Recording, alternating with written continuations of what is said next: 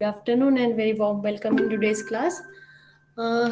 Screen कौन present कर रहा है? मैंने भेज दिया है ग्रुप पे.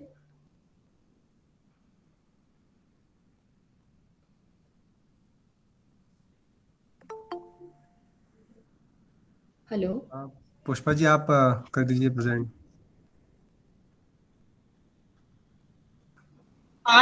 2 मिनट रुकिए, फिर मैं इसमें आउट करके फिर आती हूँ. ठीक है, कोई बात नहीं, कोई बात नहीं. तब तक मैं बताना चाहूँगी ये हमारा पेपर 2 का 8th यूनिट है, थेरेपेटिक योगा. सो आज का लास्ट लेक्चर है. टोटल 9 टॉपिक्स थे, 6 मीनाक्षी जी ने लिए हैं. आज ये मेरा तीसरा और लास्ट टॉपिक है, गैस्ट्रोइंटेस्टाइनल डिसऑर्डर्स. तो आज ये हमारा पूरा यूनिट खत्म हो जाएगा. सो या स्क्रीन प्रेजेंट होगी, बाद में हम स्टार्ट करते हैं.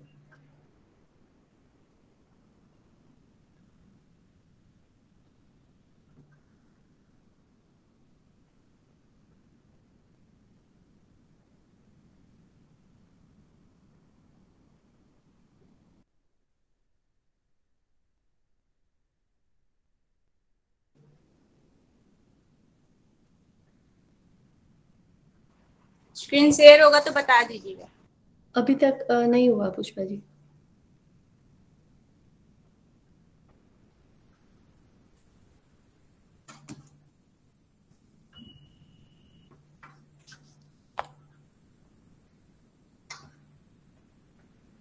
यस, हो रहा है.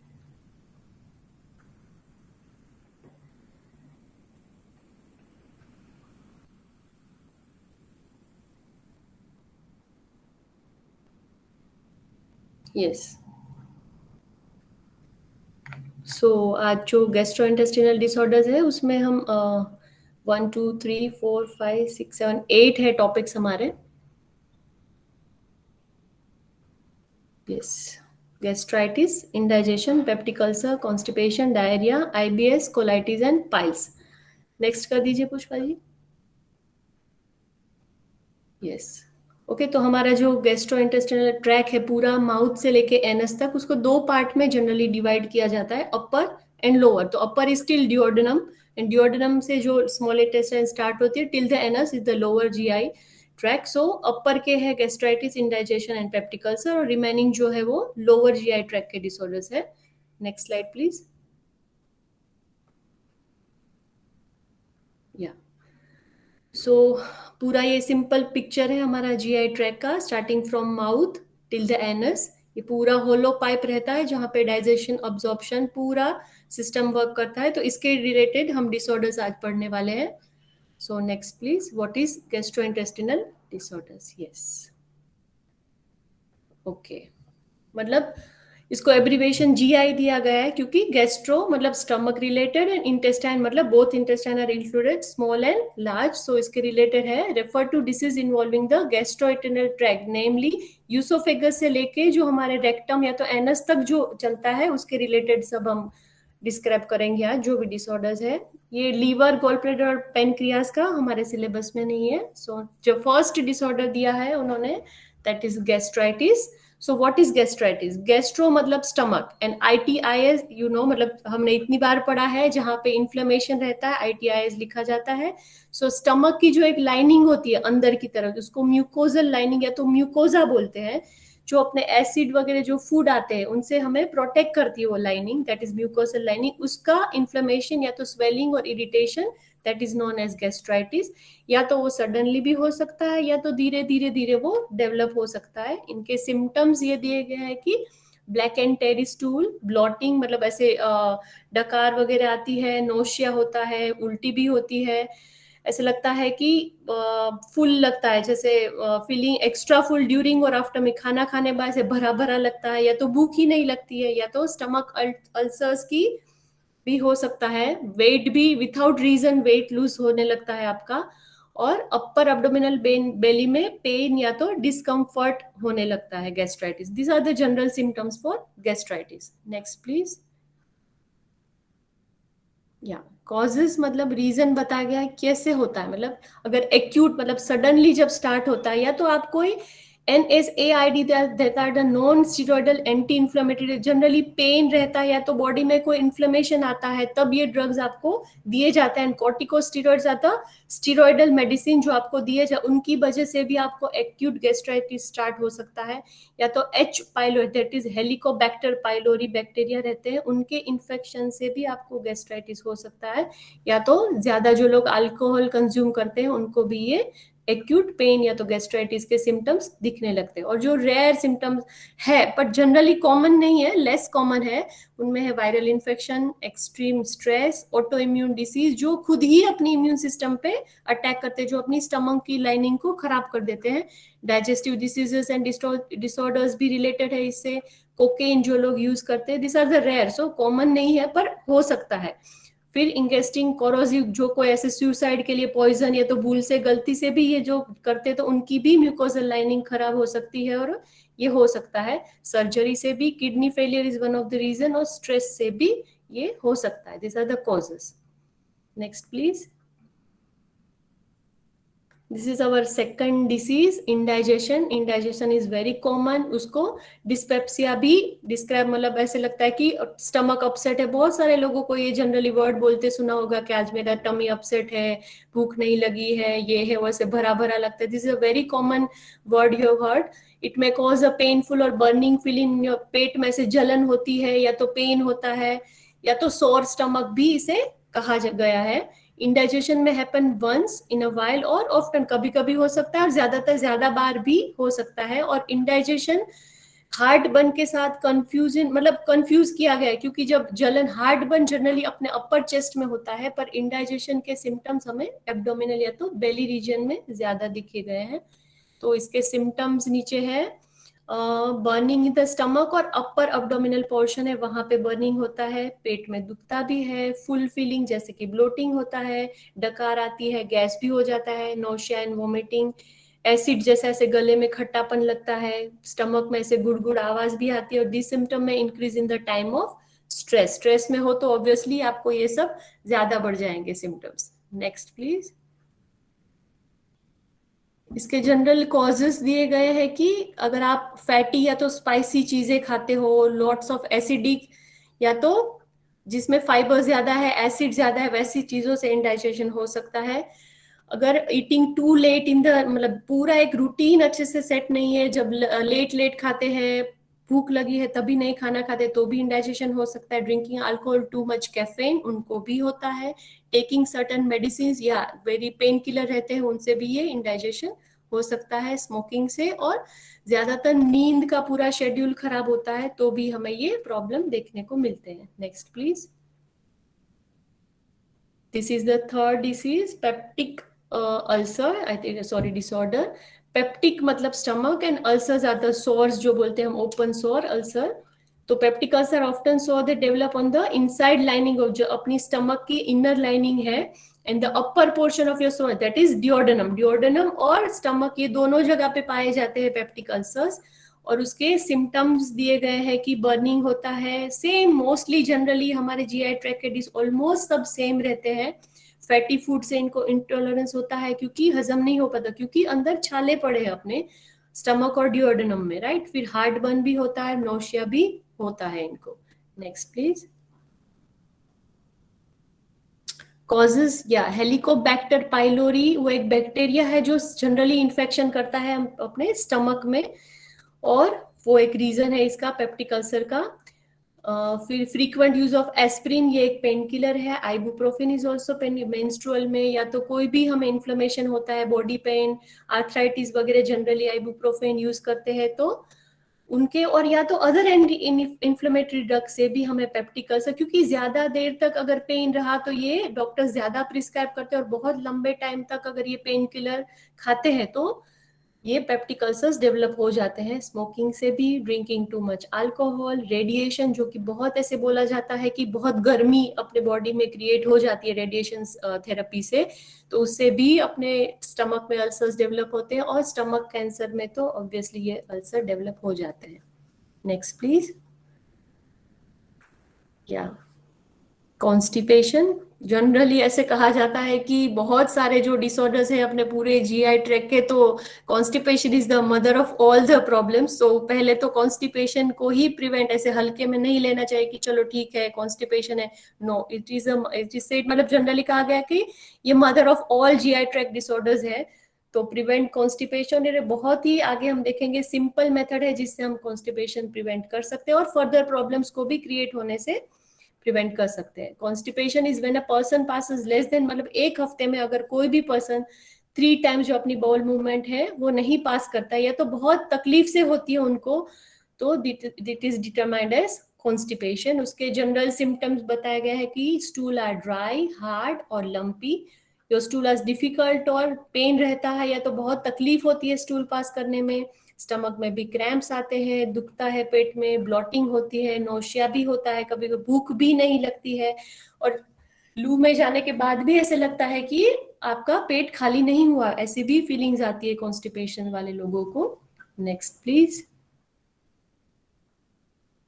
कॉसेस बताए गए हैं इनके कि लो फाइबर जो लोग खाते हैं, जनरली फाइबर्स इंक्लूड नहीं करते, जो जंक फूड ज्यादा खाते हैं, particularly diets high in meat, milk और चीज, उनको ये प्रॉब्लम हो सकता है।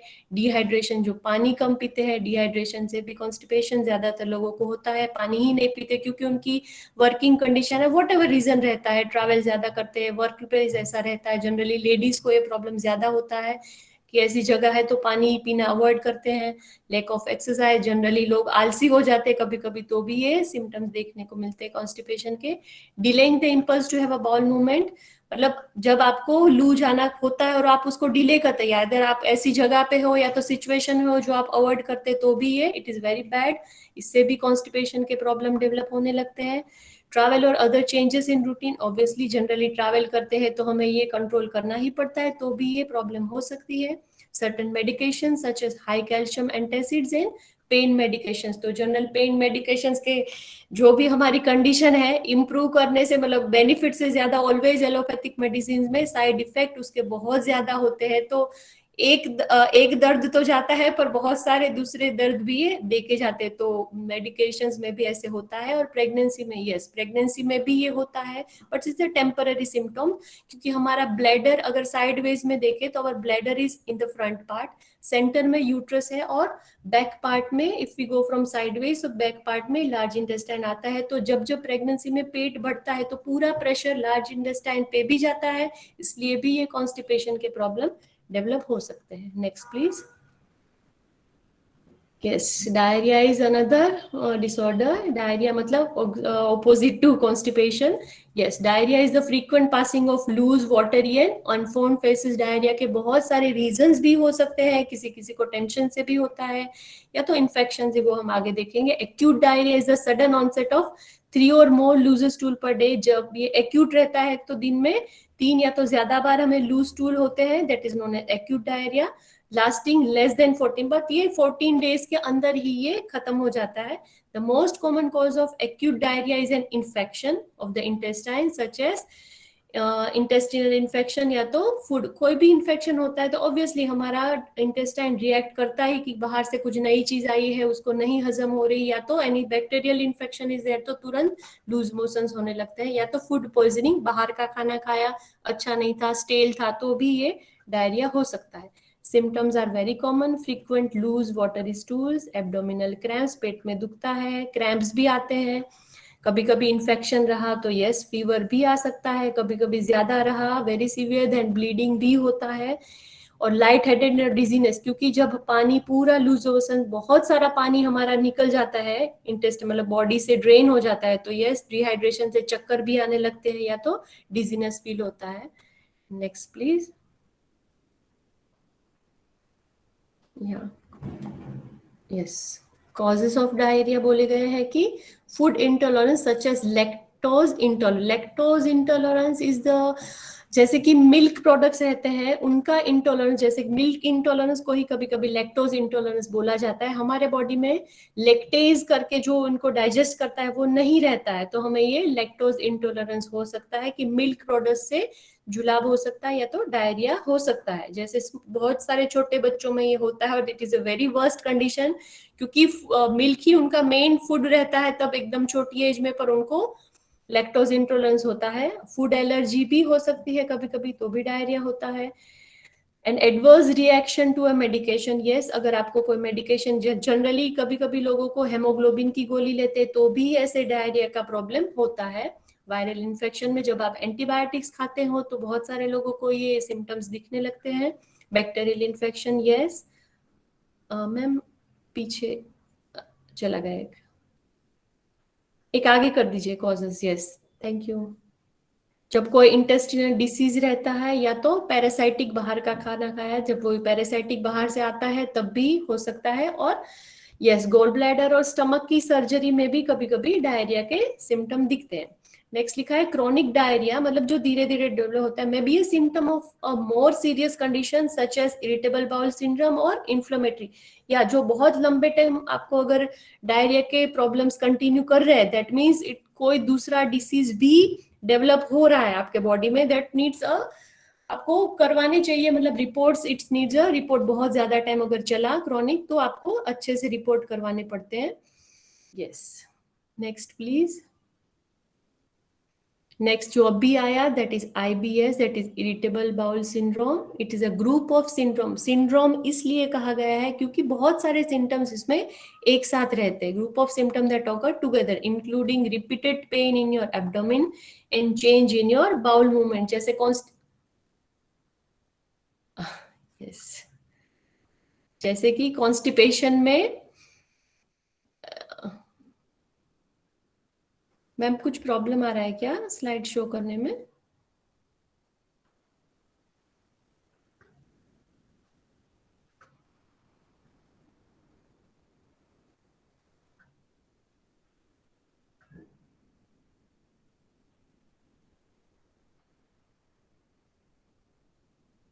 आई थिंक 17th या 16th था।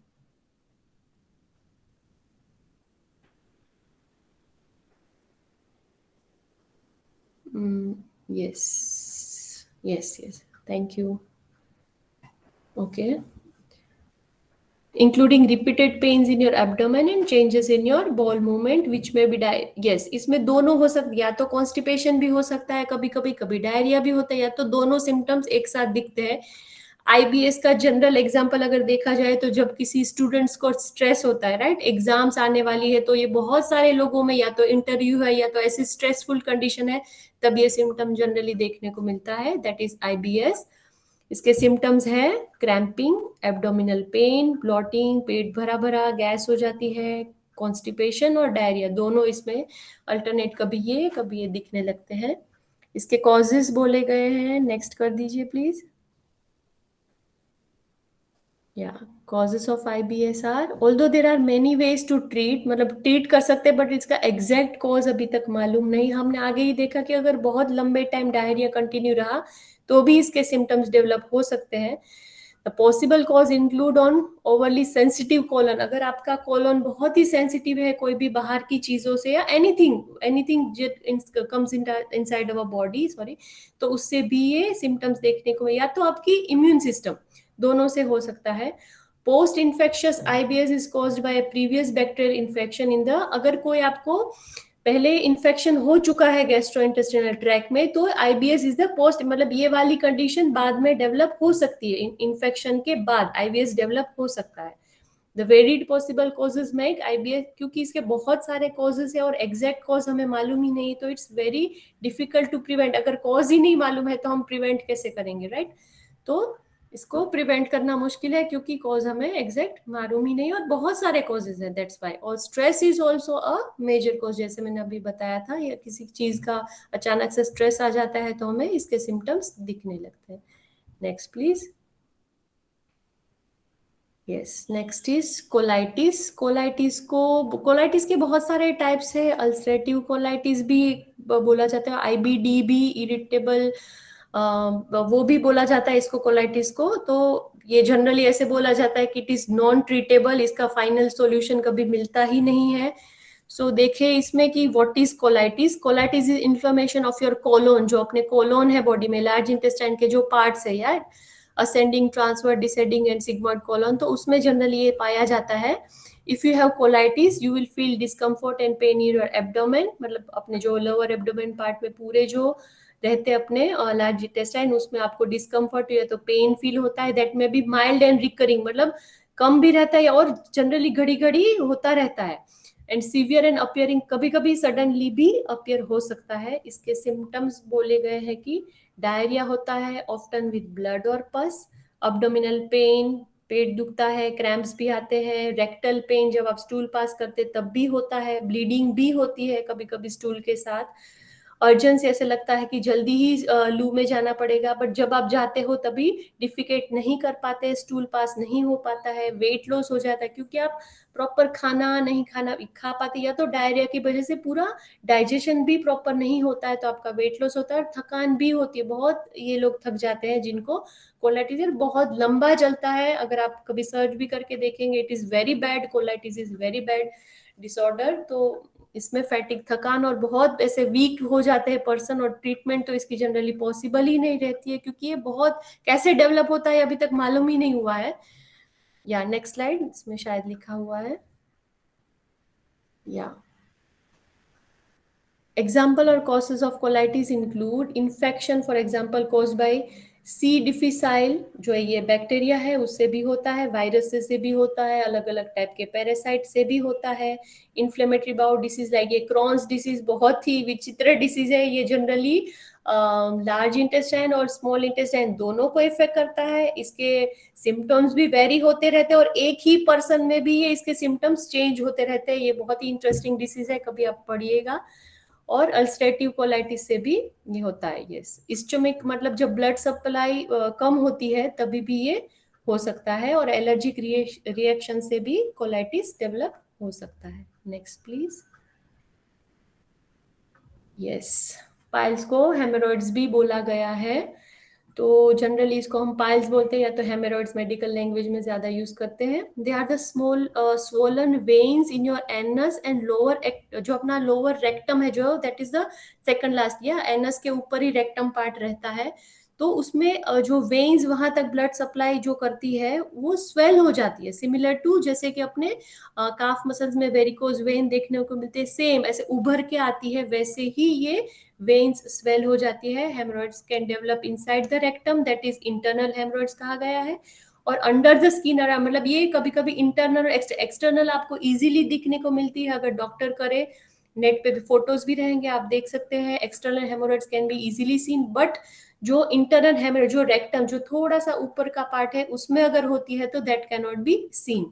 Nearly 3 out of 4 adults will have hemorrhoids from time. Yeah, generally इनको adults में ये 4 में से 3 adults में ये प्रॉब्लम पाया जाता है। इनके नंबर ऑफ कॉजेज रहते हैं but often the cause is unknown. Proper cause क्या है वो अभी तक किसी को मालूम नहीं है। मैनी कॉजेज हो सकते हैं। Fortunately effective options are available, या बट ट्रीटमेंट इज अवेलेबल। एक माइनर सिंपल अगर देखें तो इसके ऑपरेशंस भी जनरल पीपल करवाते हैं जिनको बहुत ब्लीडिंग पाइल्स बोलते हैं वैसा भी प्रॉब्लम हुआ तो it's a very simple operation, और बाद में ध्यान रखा प्रॉपर डाइट प्रॉपर एक्सरसाइज की तो ये वापस रेकर नहीं होता है, मतलब लाइफस्टाइल चेंजेस से या तो होम ट्रीटमेंट से ये क्योरेबल है। Next please.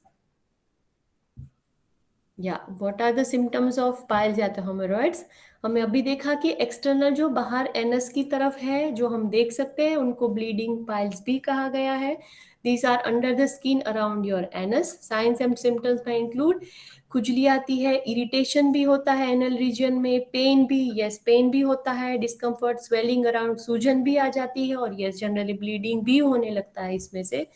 और जो अपने इंटरनल हेमोरॉइड्स है that are inside the rectum, so we can't see with your naked eyes, but you usually can't see feel them, they rarely cause, but yes हम देख भले ही ना सके पर ये बहुत डिस्कम्फर्ट फील करवाता है।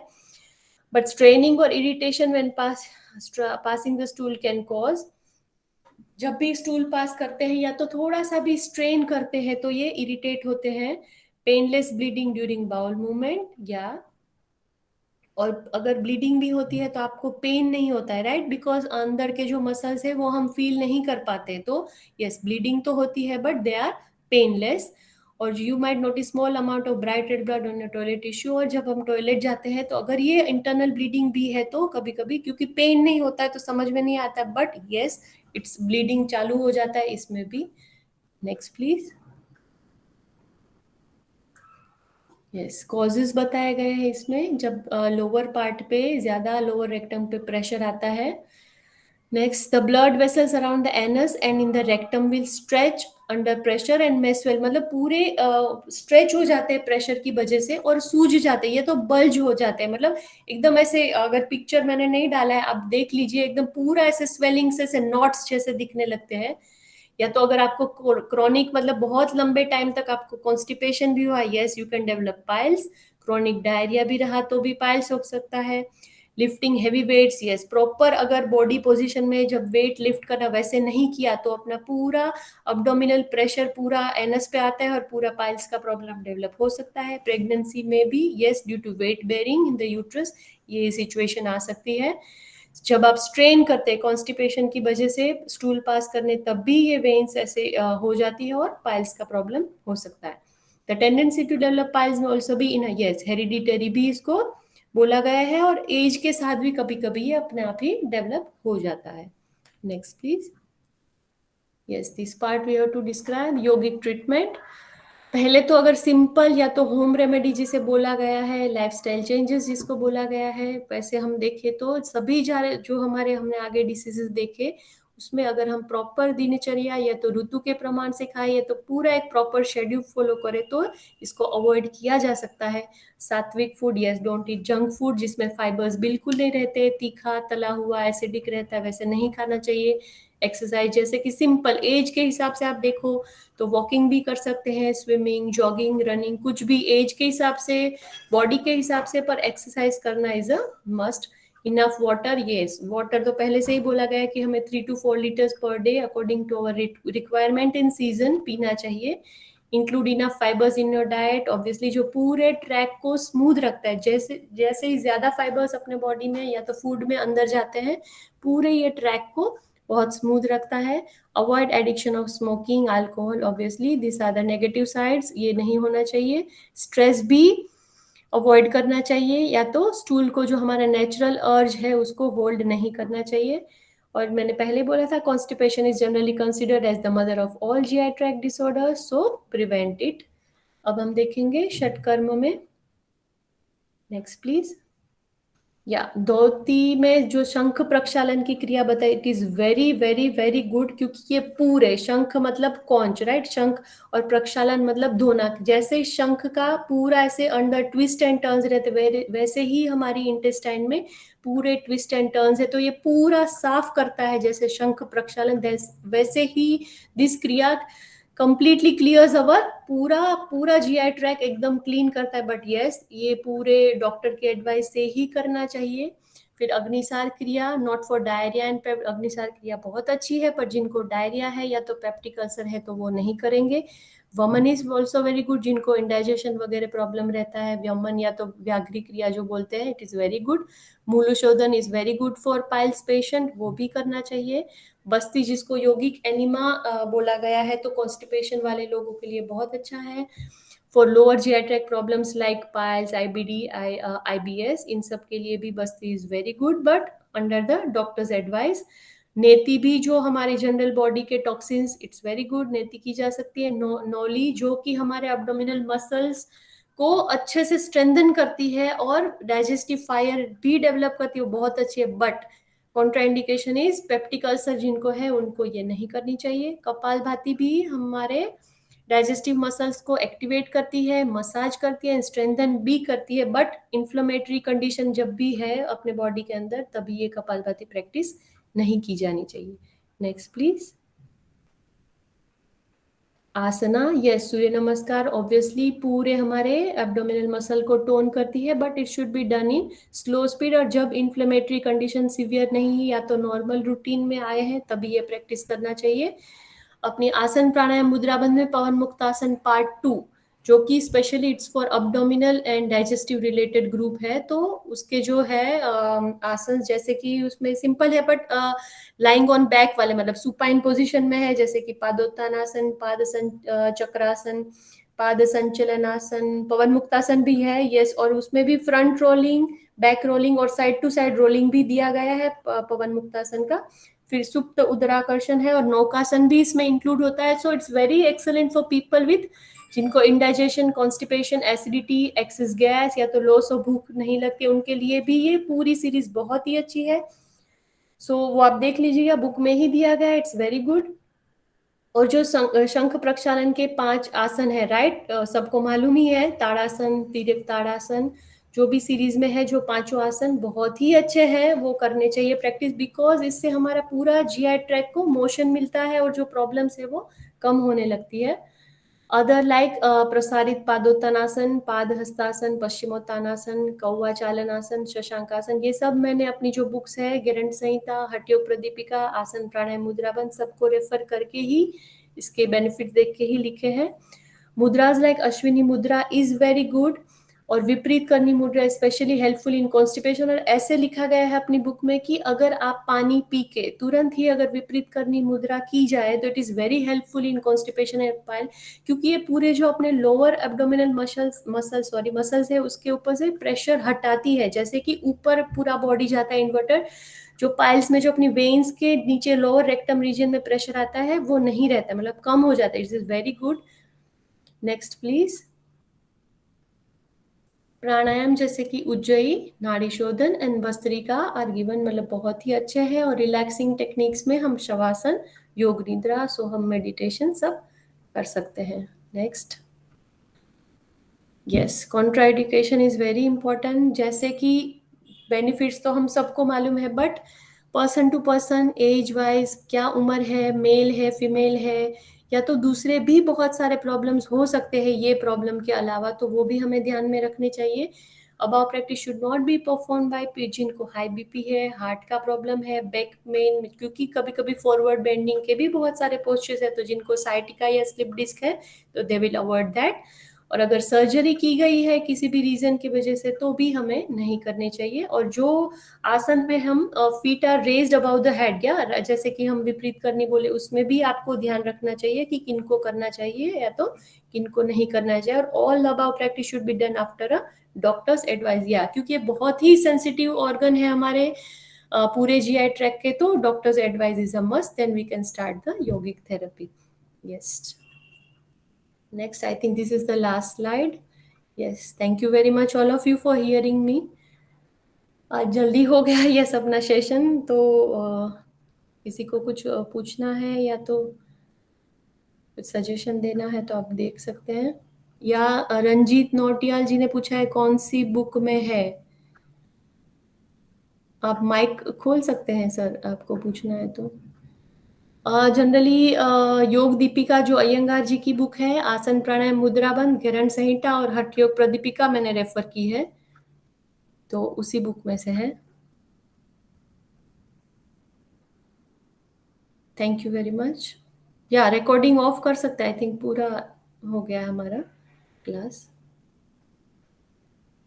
एनीथिंग, एनीवन, एनी सजेशन, या तो हम leave. Thank you so sorry much. Sir, आवाज नहीं आ रही है। हाँ, थैंक यू मैम, या बहुत अच्छा कवर किया आप दोनों ने, मीनाक्षी मैम ने और आपने। थैंक यू या सो मच। आज का थोड़ा स्पीड में हो गया शायद, पर इतना कुछ डिफिकल्ट नहीं था, तो सिंपल ही थे पॉइंट्स, सो आई थिंक जल्दी हो मैम गया। वो तो जनरली चीज़ थी तो सबको पता यस थी वैसे भी। Yes yes. Thank you so much ma'am. ठीक है, हम शांति पाठ करते हैं और क्लास को कवर करते हैं। ये आप ही करवा दीजिए सर, शांति पाठ करवा आज दीजिए। पेपर नहीं है क्या नीरज? जी, कौन सा पेपर? कल अपन ने क्वेश्चन कर रहे थे, आज नहीं कर रहे? दीदी 4 बजे से, वो 4 4 बजे बजे आज से जल्दी हो राधिका दीदी कराएंगी आज शांति पाठ, उनकी आवाज़ बहुत दिनों में सुनी है। गया। करवा दीजिए। अच्छा, मैं करा देती हूँ। महाकाल मंत्र कराऊं, है ना? मीनाक्षी को वही पसंद है। जी जी, जो भी आप करना चाहे करा सकते ओम त्र्यंबकम यजामहे सुगंधिम पुष्टिवर्धनम उर्वारुकमेव वंदना मृत्योर्मोक्षी महामृता। ओम शांति शांति शांति। 4 बजे वापस ज्वाइन होना है ना? जी, जी, यस जी। राधिका जी, ये thank you very much. Thank you जी मैम। Thank you. आज सभी बैक 4 टू बजे फिर से जॉइन हो जाना, सभी लोग 4 बजे। यस आज बहुत सारे हमारे लेक्चर सेशंस है, तो आई थिंक ब्रेक ले लीजिए, बाद में बहुत जी, बैक टू बैक है। जी हाँ, थैंक रोहित सर की क्लास भी शाम को, रोहित सर की क्लास भी है, यस सर, यस तो यस, आप लोग थैंक सभी यू। शाम को भी जुड़ना है आपको, तो आप लोग लेफ्ट ले सकते हैं और 4 बजे आप लोग जॉइन कर सकते हैं। Yes, thank you. जी थैंक यू।